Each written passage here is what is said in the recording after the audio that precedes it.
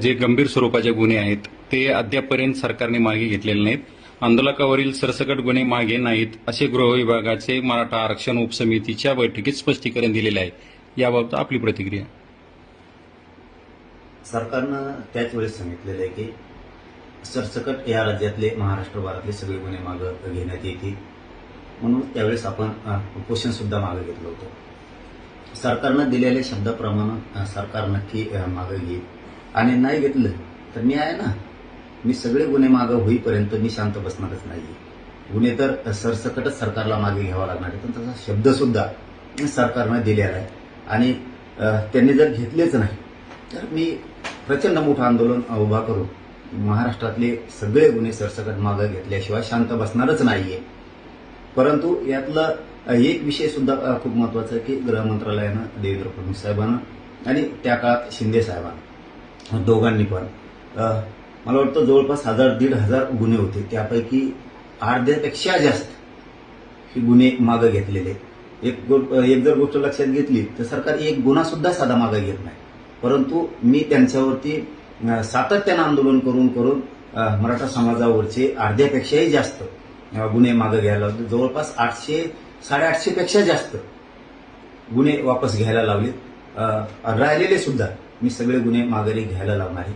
आणि त्यातलं एक असं आहे की काही गुन्हे जवळपास 60-62 गुन्हे जे येतात ते सुद्धा न्यायालयात प्रलंबित येतात आणि ते पण न्यायालयातून सरकारनंच ती मागणी केली की हे गुन्हे मागे घेण्यात यावे. ते सुद्धा 100% मागे होणारच आहे. म्हणजे 80-81 गुन्हे राहिले त्याच्याबद्दलचा विषय विभागीय जी समिती आहे त्यांची, त्या विभागीय समितीनं अहवाल द्यायचा आहे. त्यामुळे विभागीय समितीनं अहवाल दिला की ते पण गुन्हे मागे होणारच आहेत. जरी बातम्या काही अशा जरी आलेल्या असल्या तरीही काय कुणी काय म्हणायचं त्याला, कुणी काय नाराज व्हायची काही गरज नाही, टेन्शन घ्यायची काही गरज नाही. कुणी आपण सरसकट गुन्हे मागे घेणार आहेत हे अंतिम सत्य. मी शांत बसणार पण नाही. सरकारने जरी त्यांच्या शब्दापासून बदलले, देवेंद्र फडणवीस साहेब जरी त्या शब्दापासून बदलले, तर मी त्यांना एकालाही बदलू देणार नाही. या राज्यातले सगळे गुन्हे मागे होणार. त्यामुळे कुणीही काही लोड घ्यायची गरज नाही. मी बघतो हे कसं काय मागे घेत नाहीत ते, मी आहे ना खंबीर, ते कसे मागे घेत नाहीत तर ते बघतोच मी. परंतु जे राहिलेत गुन्हे हेही समाजानं समजून घेणं खूप गरजेचं आहे. त्या गुन्ह्याबाबत विभागीय समितीचा अहवाल सरकारकडे जाणं गरजेचं आहे. किंवा आणखीन गेलेलं नाही मागे घेण्याच्या बाबत. विभागीय समितीने हे गुन्हे मागे घेण्यात यावे असं एकदा सांगितलं की सरकार ते पण मागे घेणार आहे. त्यामुळे गुन्हे कुठलेही राहणार नाहीत आणि सरकारनं पण सांगितलेलं की आम्ही सरसकट गुन्हे मागे घेऊ. आणि याच्यात हे काम करत असताना ही झाली एक बाजू. मी तर सरकारवरती सातत्यानं आंदोलन करून गुन्हे मागे घ्यायला लावणारे, आरक्षण पण सगळं घेणारे, मी काही ठेवणार नाही. परंतु हे होत असताना दुसरी पण एक गोष्ट खूप महत्वाची, जी समिती उपसमिती मराठ्यांसाठी स्थापन झालेली, जी गठीत झालेली, त्या उपसमितीच्या मंत्रिमंडळाच्या अध्यक्षानं त्या अध्यक्षानं कोण आहेत यांनी सुद्धा मराठा समाजाच्या प्रश्नाकडे लक्ष ठेवलं पाहिजे. थातूर मातूर नुसत्या उपसमितीच्या बैठका घ्यायच्या आणि लोकांना फक्त दिखाऊपणा करायचा, ही जी चाललेली मराठा समाजाबद्दलची अवमानास्पद वागणूक त्या उपसमितीच्या अध्यक्षाकडून चाललेली आहे, ही जरा थांबली पाहिजे. त्यांना एवढी समज पाहिजे की आपण ज्या उपसमितीच्या अध्यक्ष आपली जबाबदारी आहे की मराठा समाजाला न्याय मिळवून देणे. मग तो आरक्षणातला असो, तो गुन्ह्यातला असो, तो सारथीतला असो किंवा तो महामंडळातला असो, याच्यासाठी समिती गठीत केलेली.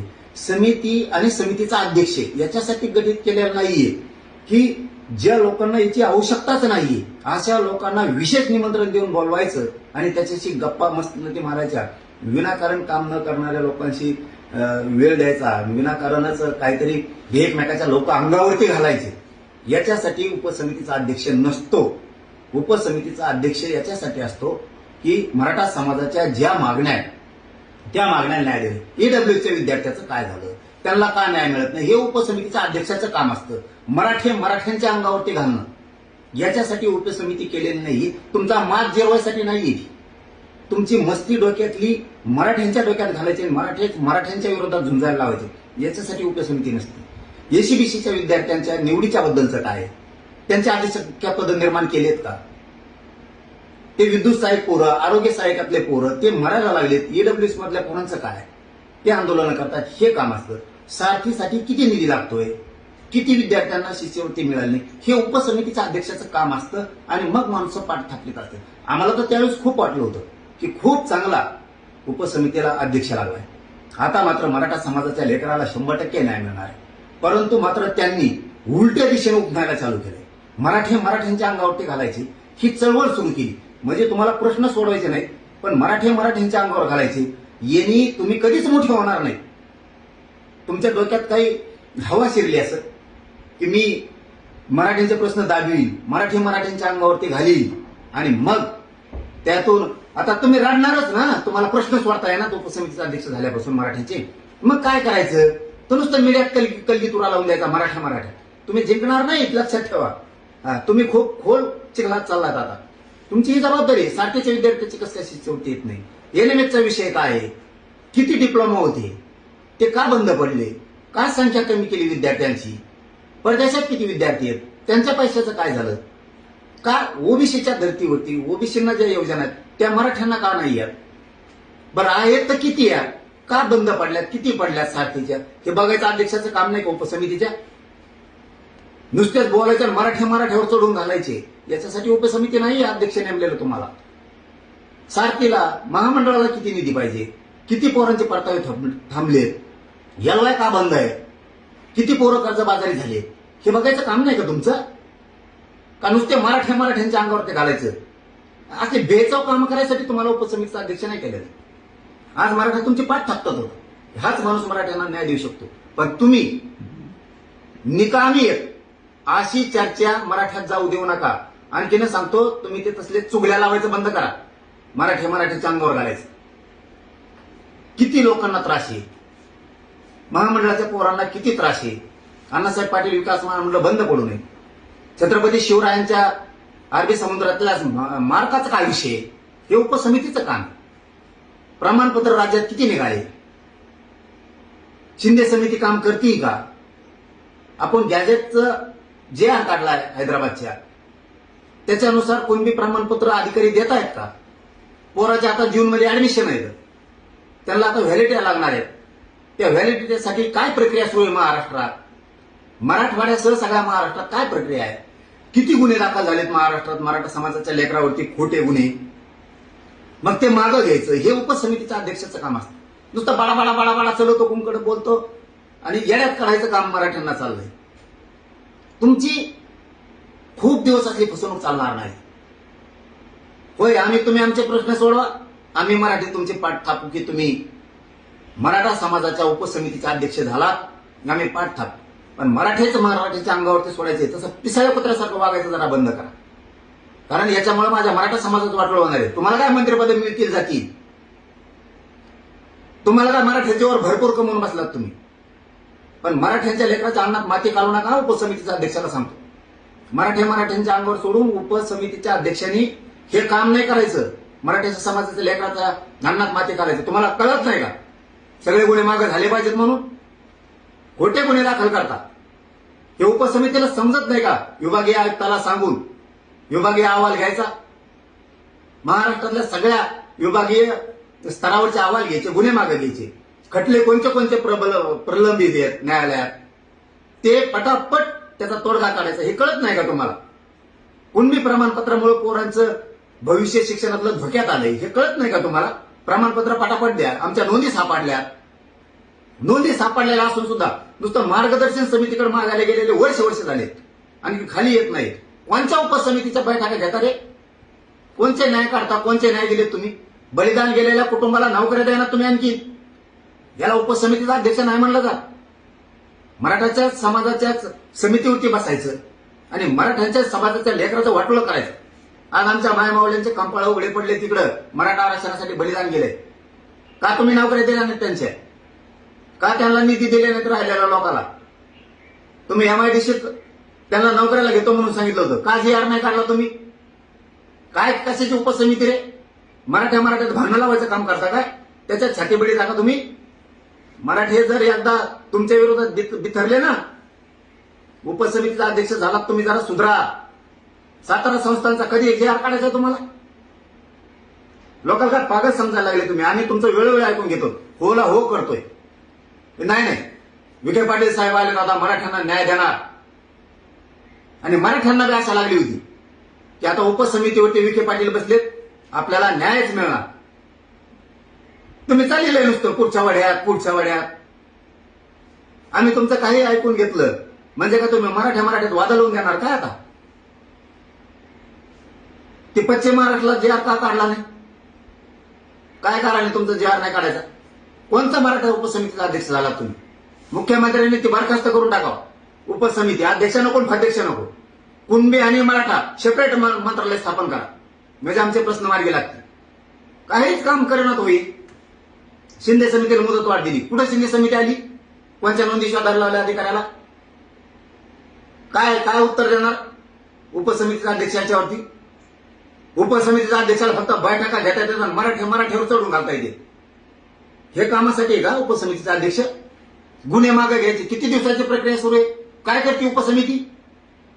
उपसमितीचं काम नाही का की आपल्याला उपसमितीचा अध्यक्ष केलाय? मराठ्यांच्या सगळ्या जिव्हाळ्याच्या प्रश्न सोडवण्याचं श्रेय उपसमितीच्या अध्यक्षाला घ्यावं. हे कळत नाही तुम्हाला? तुम्ही तर यादीत चालला फितुराच्या. काय असं वागता विनाकारण? का मराठ्यांच्या लेकराचं वाटोळं करताय उपसमितीचा अध्यक्ष होऊन तुम्ही? कस काय निर्णय होत नाहीत? का व्हॅलिडिटी मिळत नाहीत? का कुणबी प्रमाणपत्र थांबून धरलेत? अधिकारी तुमच्यापेक्षा मोठे झाले, तुम्ही आम्हाला येणं समजता? तुमच्यापेक्षा मोठे झाले का अधिकारी? करा ना फौजदारी गुन्हे दाखल. जे व्हॅलिडिटी देणार नाही, जो कुणबी प्रमाणपत्र देणार नाही, जो नोंदी शोधत नाही अधिकारी, तुम्ही लेकरांना आमच्या विठीस धरायचं आणि परत म्हणायचं मी मराठ्याचा आहे, मी उपसमितीचा अध्यक्ष आहे. आणि तिकडे मात्र विशेष निमंत्रण देऊन गुलगुलू बोलायचं आणि मराठ्यात वादळ लावून द्यायची. ती पॉवरचा उपयोग तुम्ही गोरगरीब मराठी मोठं करण्यासाठी करायचा सोडून तुम्हाला उपसमितीचा पॉवर आहे तो मराठ्याच्या भांडण लावायसाठी करायला लागलात का तुम्ही? दूधखोळी जनता नाहीये. जरा समजून घ्या. आणखीन तरी सांगतो, शहाणे व्हा. आमचे सगळे कुणबी प्रमाणपत्र द्या. आणखीन पण शहाणे व्हा. तुम्हाला मराठ्यात नाव कमायचा चान्स आहे उपसमितीच्या अध्यक्षाला.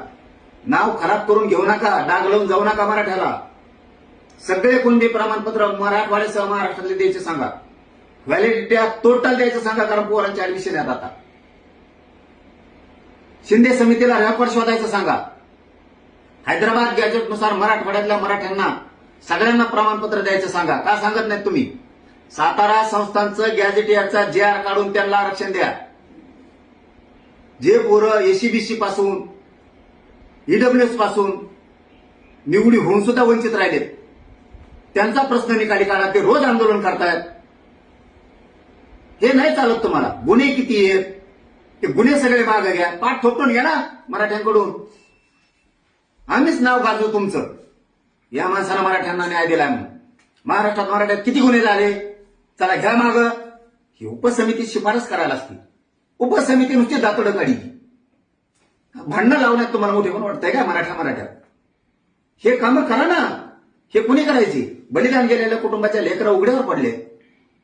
त्यांचा निधी द्या, त्याला नोकऱ्या लावा. एमआयडीसीचा जे आर काढा.